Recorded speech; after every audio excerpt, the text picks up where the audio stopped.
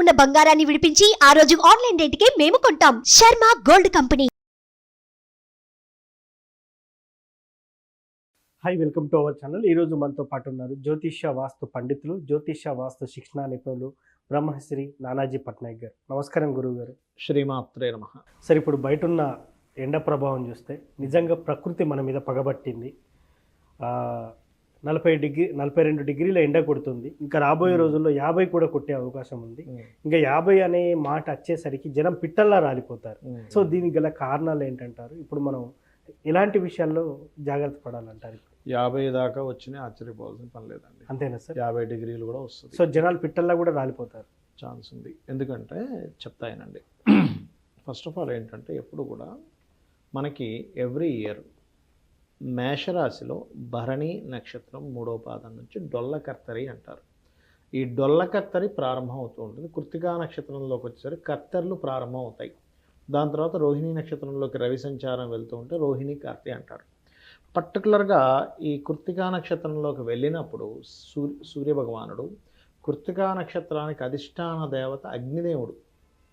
అగ్ని అధిష్టాన దేవత అయినటువంటి నక్షత్రంలోకి ఈ అగ్నిని విరజిమ్ముకుంటూ వెళ్తున్నటువంటి రవి సంచారం జరుగుతుంది. అంటే అప్పుడు ఏమవ్వాలి? ఇంకాస్త ఇప్పుడు మీరు ఒక మంట పెరుగుతుంది, అందులో ఇంకొంచెం మీరు పెట్రోల్ వేసారు, ఏమవుతుంది? ఇంకా బగ్గుని ఇంకా లెగుస్తుంది. అలా సూర్యుడు ఎప్పుడైనా మీరు గమనించండి, అందుకే మే మాసాల్లో ఎక్కువగా ఉంటాయి. అయితే మరి ఎప్పుడు ఇలాగే సంచరిస్తాడు కదండి. ఈసారి ఉండే ప్రత్యేకత ఏమిటి అంటే పర్టికులర్గా ఈ కుజుడు జన్మజాతకంలో అంటే ఇప్పుడు గోచారంలో కుజగ్రహం ఏదైతే ఉందో రాహుతో కలిసింది. అంటే రవికి లాభస్థానంలో కుజరాహువులు ఉంటూ ఈ రవి యొక్క ప్రభావాన్ని మరింత పెంచుతున్నారు. ఓకే. ఎప్పుడైతే అలా పెంచుతారో ఏమవుతుంది? మామూలుగా ఎండ పెరగడం కాకుండా ఎండ వల్ల వచ్చేటువంటి ఇబ్బందులు పెరుగుతాయి. మనం గతంలో ఒక నెల 2 నెలల క్రితం వచ్చేటువంటి నెక్స్ట్ రాబోయే సమ్మర్లో ఇబ్బంది ఉంటుందని కూడా మనం చెప్పుకున్నాం ఒక ఎపిసోడ్లో. కాకపోతే ఇప్పుడు ఇంకా మనకి దగ్గరలోకి వచ్చేసింది కాబట్టి ఇక్కడ వీళ్ళు చేయవలసింది ఏమిటి? ఈ కత్తెరలో అంటూ ఉంటారు. సహజంగా కృత్తికా నక్షత్రంలో సంచరించేటప్పుడు, రోహిణి నక్షత్రంలో సంచరించేటప్పుడు ఏం చేస్తారంటే కొత్త పనులు ఏవి ప్రారంభించరు. ఎందుకు ప్రారంభించరు? పర్టికులర్గా గృహానికి సంబంధించిన మీరు గమనించండి, ఈ చెక్క ఉంటుంది చూసారా, ఎండాకాలం దాని యొక్క ఇది వంగిపోతుంటుంది ఒక్కోసారి. అవును సార్. అందుకని కొత్తవి ప్రారంభించారు. ఎందుకు? ఆ టైంలో వీళ్ళు ఒక రకంగా సెట్ చేశారు, అది వంగిపోయింది. ఏం లాభం? రోకళ్ళు కూడా బదలవుతాయంటారు. అంటే ఏంటి? వేడి అంత తీవ్రంగా ఉంటుంది. ఎవ్రీ ఇయర్ వేడి ఉండడం వేరు, కొన్నిసార్లు విపరీతమైన వేడి ఉంటుంది. ఎందుకు అంటే బికాజ్ ఆఫ్ వేడిని ఇచ్చేటువంటి గ్రహాలు 2 మనకి. ఎవరి జన్మజాతకంలో అయినా కుజుడు రవి కలిసిన లేదా కుజరవుల యొక్క ఎనర్జీ ఒక పర్టికులర్ సర్కమ్స్టెన్స్లోకి వస్తున్నా ఏం జరుగుతుందంటే విపరీతమైనటువంటి వేరు పెరుగుతూ ఉంటుంది. ఇందులో పర్టికులర్గా ఈ కుజుడు ఎవరైతే ఉన్నారో శని నక్షత్రాల్లో సంచరిస్తున్నాడు, రాహుతో కలిసి ఉన్నాడు. అంటే ఏమిటి? కర్మ కారక నక్షత్రాల్లో కుజుడు సంచరిస్తూ అది కూడా రవికి లాభస్థానంలో ఉంటూ, అంటే రవి అంటే ఎవరు? సూర్యభగవానుడు. సూర్యుడు ఎటువంటి విషయాల్లో అతను ప్రతాపాన్ని చూపించాలి అంటే విపరీతమైనటువంటి వేడి, అసలు ఏమీ లేకపోయినా బగ్గున మంట అంటుకుంటుంది. నిజంగా అసలు అక్కడ ఎవరు ఏమీ అంటించరు, కానీ మంట అంటుకుంటుందండి. అవును సార్, అట్లాంటివి జరుగుతాయి. నిన్న మా ఆఫీస్కు దగ్గరలో ఒక మంట కూడా అంటుకుందా? అట్లా అంటుకుంటుంది. కారణం ఏమిటి? బికాజ్ ఆఫ్ ఈ కృత్తికా నక్షత్రానికి దగ్గరలో డొల్లకత్తెలు ఉన్నప్పుడు, ఈ రవి మరింత ప్రభావం చూపిస్తున్నప్పుడు, ఈ కుజుడి యొక్క ప్రభావం ఇలా ఉన్నప్పుడు అసలు ఎటువంటి ఇది లేకుండానే మంటలు అంటుకోవడం కానీ, మనిషిలో ఉద్రేక ప్రభావాలు పెరిగిపోవడం కానీ ఇవన్నీ కూడా జరుగుతూ ఉంటాయి. మరి దీనికి ఏం చేయాలి అంటే ఉదయం నిద్రలేస్తూనే సూర్యభగవానుడు ఉదయిస్తూ ఉంటాడు. ఉదయిస్తున్నప్పుడు స్వామిని యొక్క ఎండ తాపాన్ని నేను తట్టుకోలేకపోతున్నాను ఒకసారి దండం పెట్టుకోవాలి సూర్యభగవానుడికి. అప్పుడు ఏమవుతుంది? అతని యొక్క అనుగ్రహం ఎప్పుడైతే ఉందో ఆటోమేటిక్గా మనకు ఆ ప్రభావం అనేటువంటిది పడదు. దాంతోపాటు సర్వసాధారణంగా మనం కొంచెం తీసుకునేటువంటి జాగ్రత్తలు, బయటికి వెళ్ళేటప్పుడు కాస్త గొడుగు పట్టుకొని వెళ్ళడము. ఎందుకంటే దీని ప్రభావం అంత తీవ్రంగా ఉంటుందండి. అమ్మో, చాలా ప్రభావం ఉంటుంది ఈసారి, ప్రతి సంవత్సరంలా కాదు. ఇవి చేస్తూ ఉండాలి. ఇంకొంతమందికి కృత్తికా నక్షత్రంలో రవిండగా పుడతారు కొంతమంది. అవును. అలాంటి వాళ్ళు మరింత జాగ్రత్త తీసుకోవాలి. అదే కాకుండా ఇప్పుడు శుక్రుడుని కంబస్ట్ చేసుకొని మనకి ఇవి కూడా మనకి శుక్ర మౌఢ్యం కూడా నడుస్తుంది దీంతోపాటు. అందులో పర్టికులర్గా 12 లగ్నాల వాళ్ళు కొన్ని జాగ్రత్తలు తీసుకోవాలి.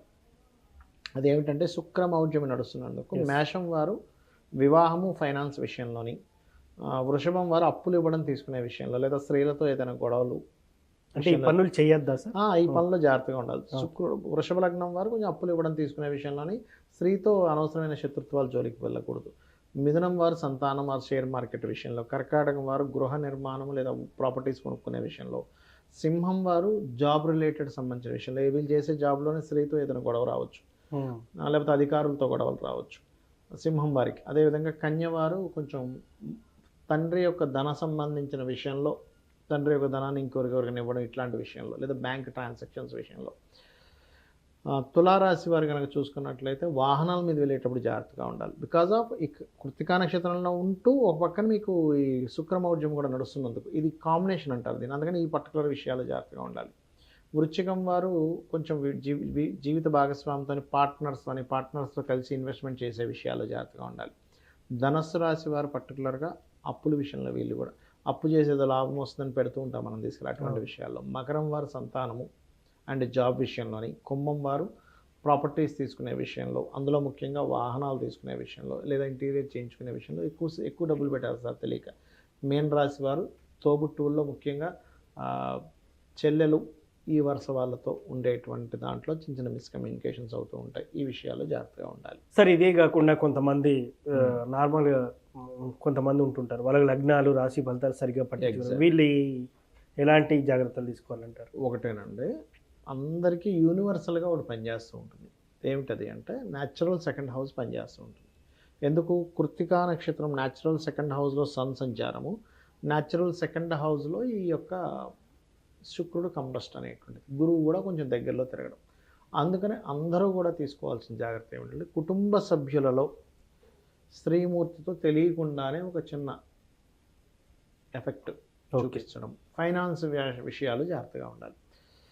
ఓకే, అదే కాకుండా ఈ వీటితో పాటు కొంచెం వీలైతే కనుక సూర్య భగవానుడికి అందరూ కూడా తీపి పదార్థాన్ని ఆదివారం నాడు, సగ్గుబియ్యంతో చేసినటువంటి పదార్థాన్ని ఆదివారం నాడు నైవేద్యంగా కనుక తీపి పదార్థాన్ని పెట్టినట్లయితే దాని యొక్క ప్రభావం వీరి మీద తప్పుగా పడుతుంది. ఓకే, ఇది మెయిన్గా చూసుకోవాలి. సో ఫైనల్గానైతే 50 డిగ్రీల ఎండ కొట్టబోతుంది. కొట్టినా కూడా ఆశ్చర్యం, 50 డిగ్రీలు దాటినా ఆశ్చర్యపోవాల్సిన పని లేదు. సో నిజంగా సార్, అదే మనం ఎలాంటి జాగ్రత్తలు తీసుకోవాలి ఈ క్రమంలో అనేది చాలా చక్కగా వివరించారు. Thank you. శ్రీమాత్రే నమః. చూశారు కదా, రాబోయే రోజుల్లో మాత్రం 50 డిగ్రీల ఎండ దాటచ్చు అని కూడా గురువుగారి మాటల్లో మనం తెలుసుకున్నాం.